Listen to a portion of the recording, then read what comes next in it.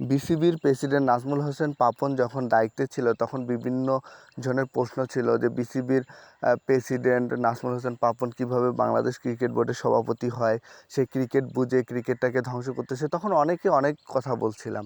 হ্যাঁ, আমিও মানতেছি যে নাজমুল হোসেন পাপন বাংলাদেশ ক্রিকেট বোর্ডকে সেভাবে উন্নত করতে পারেনি, কিন্তু নাজমুল হোসেন পাপন থাকাকালীন বাংলাদেশ ক্রিকেট বোর্ডের যে সোনালি দিন ছিল 14 সালের পর থেকে 19 সাল পর্যন্ত, আমার মনে হয় না বাংলাদেশ ক্রিকেটে সেরকম সোনালি দিন আসবে।